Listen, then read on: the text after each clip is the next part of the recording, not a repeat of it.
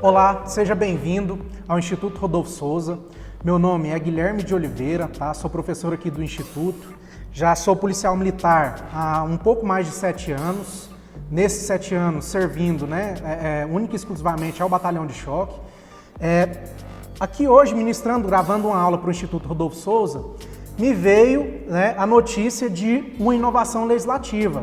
Hoje, dia 1º de abril, tá? É o dia da mentira, mas essa questão aqui ela é verídica, que é a Lei 14.132, que acrescentou no Código Penal o artigo 147A, que traz o crime de perseguição. Essa denominação jurídica, perseguição, que é o nome em iuris do crime, uma tradução literal de perseguição para o inglês é stalking. Então, tradução literal é o crime de stalking ou crime de perseguição, tá?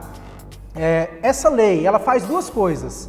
Ela tanto acrescenta o artigo 147A ao Código Penal, como ela também revoga uma contravenção penal. O artigo 65 da Lei de Contravenções Penais está revogado. Então, peço que vocês façam essas duas coisas. Acrescentem no vade-mecum de vocês o artigo 147A e que vocês vão até a Lei de Contravenções Penais e risquem lá o artigo 65 e escrevam assim, revogado pelo artigo 147A do Código Penal. Bacana? Então, uma conduta que era uma contravenção penal, o legislador elevou a categoria agora de crime. Essa conduta passa a ser punida como crime. Então, já que deixou de ser uma contravenção e passou a ser um crime, por óbvio, agora é uma conduta muito mais grave, punida com muito mais rigor, a conduta do ex-namorado, do ex-marido, que acaba ameaçando, que acaba incomodando, perseguindo, como diz o próprio nome do crime, através de redes sociais ou por qualquer outro meio, nós vamos ver isso na lei daqui a pouco.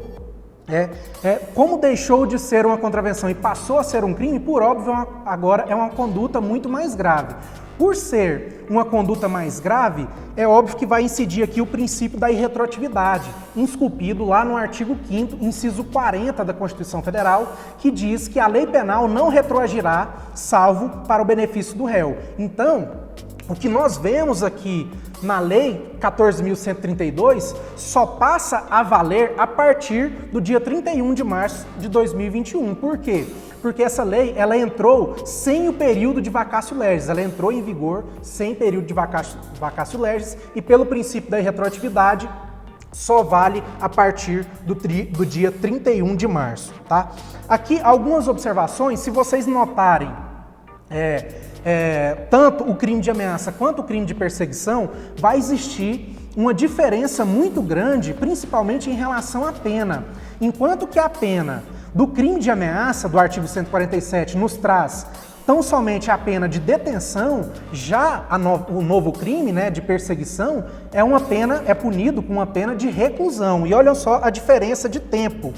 Enquanto que a ameaça é punida com detenção de 1 a 6 meses, o crime de perseguição tem pena de 6 meses até 2 anos. Outra observação que se faz, então, já que nós sabemos que esse crime é punido com pena de até 2 anos, significa o quê? Que ela é uma infração de menor potencial ofensivo, pelo menos no que tange na sua modalidade simples. Em sua modalidade simples, como a pena não ultrapassa 2 anos, trata-se de uma infração de menor potencial ofensivo.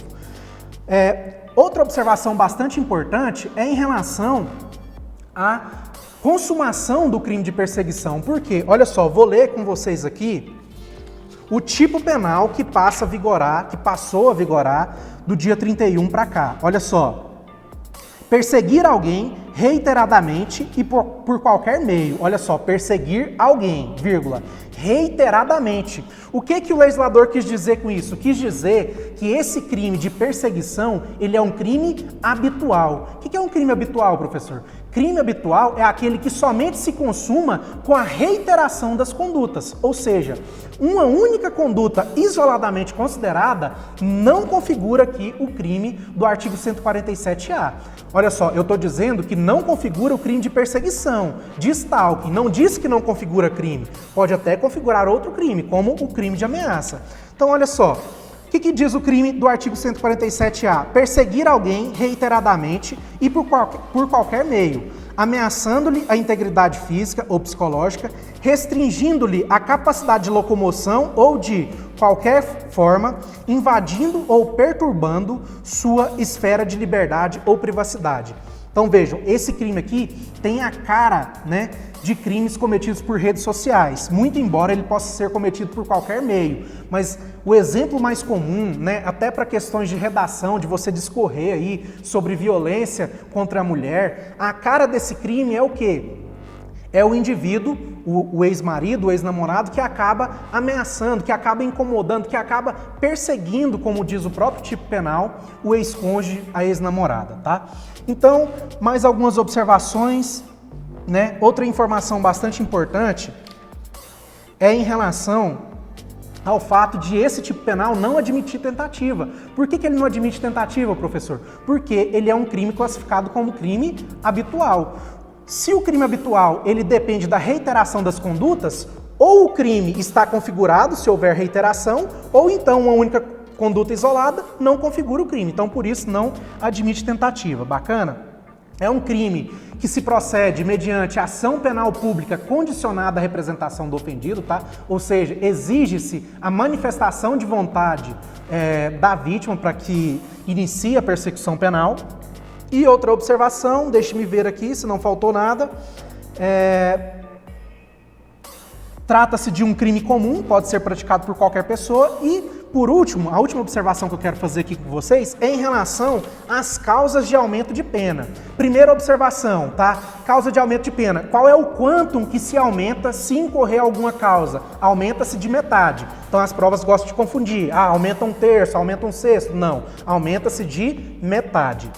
Outra observação são as próprias causas de aumento de pena. Então, aumenta-se a pena da metade se é praticado contra criança ou adolescente ou idoso, contra a mulher por razões da condição de sexo feminino, mediante concurso de 2 ou mais pessoas ou com emprego de arma.